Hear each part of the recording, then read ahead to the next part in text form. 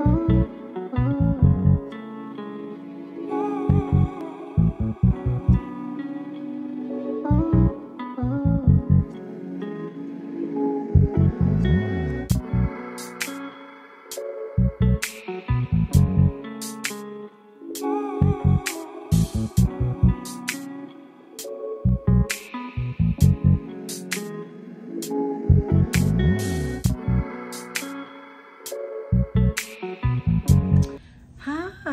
good morning. Welcome. So my name is Cheryl, and today's segment is going to be about how to parent a child with learning disability. So all children need love, encouragement, and support. And for kids with learning disability, such positive reinforcement can help ensure that they emerge with a strong sense of self-worth, confidence, and determination to keep going even when things are tough. In searching for ways to help children with learning disabilities, remember that you are looking for ways to help, to help them to help themselves. Your job as a parent is not to cure the learning disability, but to give your child a social and emotional skill, the tools that they need to work through those challenges. Y'all have to excuse me for my voice. I'm a little hoarse today.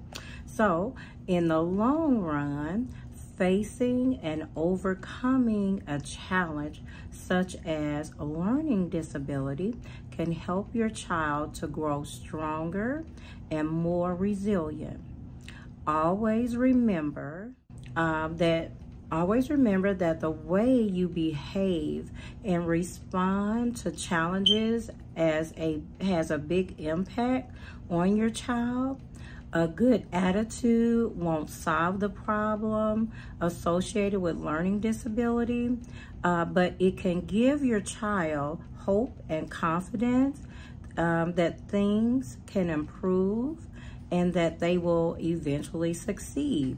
And I'll say that again, as I said, my voice. So I'll go back over that because I want that to be something that we kind of ponder over, so that a lot of parents try to think they could cure the learning disability. But we just need to be a support and be there for our children and aid our children in overcoming whatever challenges that they have to overcome, right? So always remember that the way you behave and respond to challenges has a big impact on your child. A good attitude won't solve the problem associated with learning disability, but it can give your child hope and confidence that things can improve and that they would eventually succeed. I have experienced that a lot, so that kind of works for me, and hopefully it works for you too. These are the best tips for helping children with learning disabilities, and it kind of helped me. So this is just experience for me, Cheryl. So the first one I do, take charge of your child's education. So usually what I do, I set up with their school, whatever school district that you're in, what we call an IEP. That's an individualized education plan for your child with disabilities. So in this age, endless budgets, cuts are inadequately funding schools. Your role in your child's education is more important than ever. Don't sit back and let someone else be responsible for providing your child with the tools they need to learn. You can and should take an active role in your child's education. Again, it's called an IEP, an individualized education plan. So if there is a demonstrated educational need, The school is required by law to develop an individualized education plan, IEP, that delivers some educational benefit, but not necessarily one that maximizes student achievement.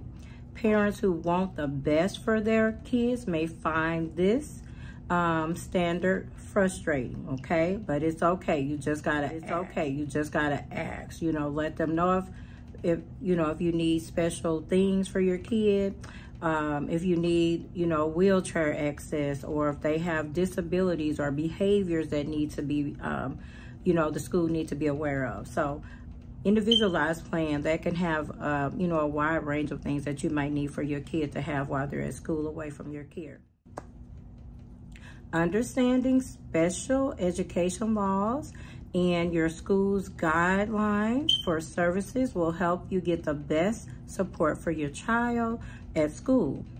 Your child may be eligible for many kinds of accommodations and support services, but the school might not provide services unless you ask them, okay? You have to ask the school if they're not already providing that for you and your child needs that. So, is your child, so number 2, okay? So step number 2, identify your child's learns best. Identify how your child learns best.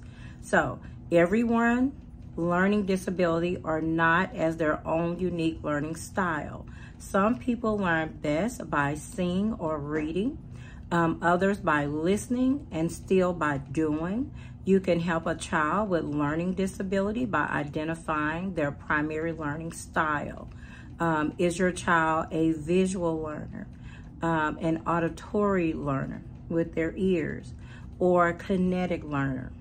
A lot of ways, right? So look into that, see how your child best learns, whether it's visual, whether it's auditory, or kinetic, okay?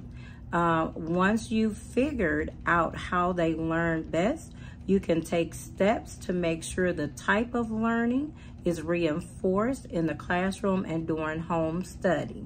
So, step number 3, think life success rather than school success, okay? Again, think life success rather than school success.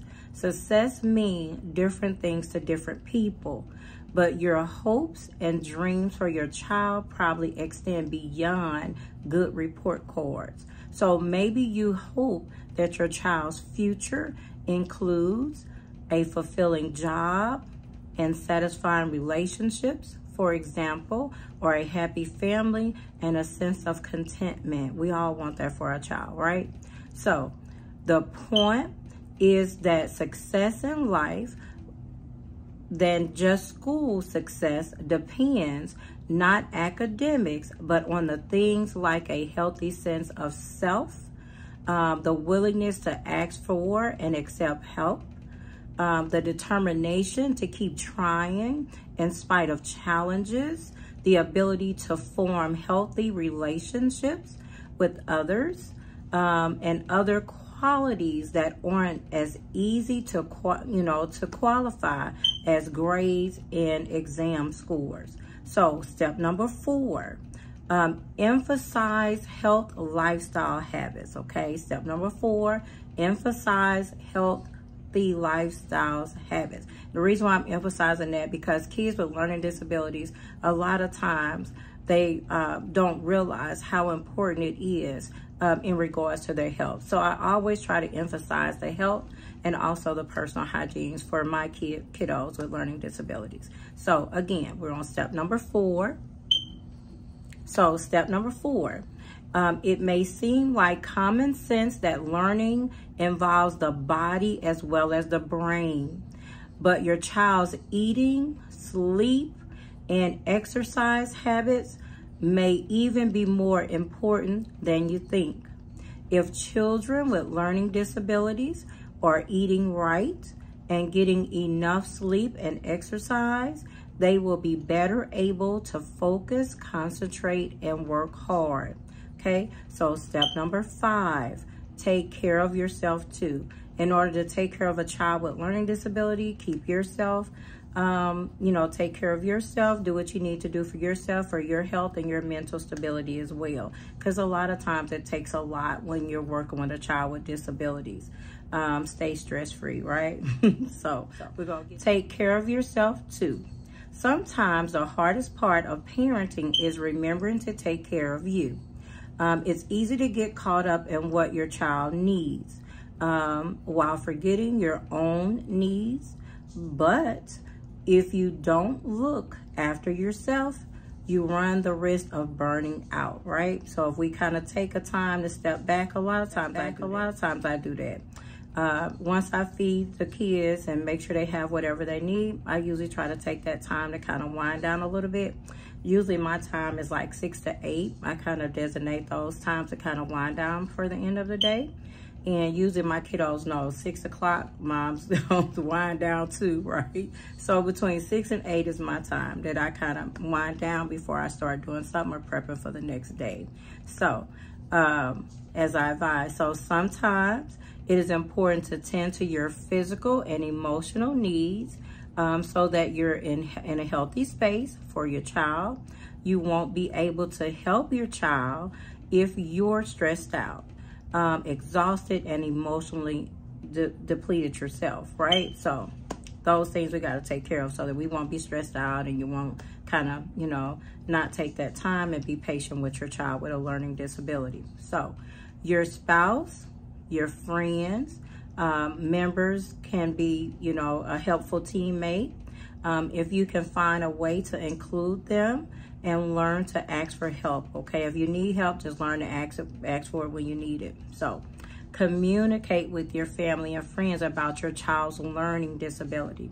Some parents keep their child's learning disability a secret, which can, even with the best intentions, look like shame or guilt. Without knowing, extended family and friends may not understand the disability or think that your child's behavior is stemming from laziness or hyperactivity. But once they are aware of what's going on, they may or can support your child's progress. So always, you know, just don't assume. If your child has a learning disability, it's no shame, it's no guilt. Just explain it, because a lot of times people think it's just bad behavior or they're being hyperactivity, or they always label hyperactivity disorder. But a lot of times if you just explain to them, you'll usually get that supportive help that you need, okay? So within the family, siblings may feel that their brother or sister with learning disability is getting more attention, less discipline, and parental, look at that with my voice, preferential treatment. Isn't that funny with my voice, y'all, going out? So even if your other child understands that learning disability creates special challenges, they can easily get jealous or feel jealous or neglected. And that's just common, you know, with kids sometimes. So parents can help curb these feelings by reassuring all the children that they are loved, providing homework help, and by including the other family members and special routines for the child with a learning disability. And without further ado, we got to the end of the tips. And my name is Cheryl.